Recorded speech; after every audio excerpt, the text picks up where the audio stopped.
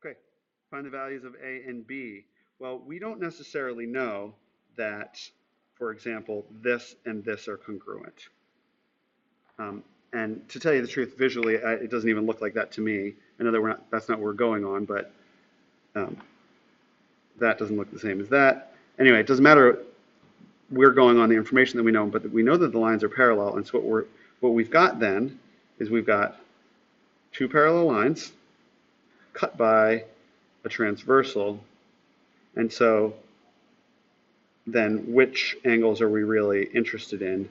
We're interested in this angle and this angle being same side interior angles or supplementary.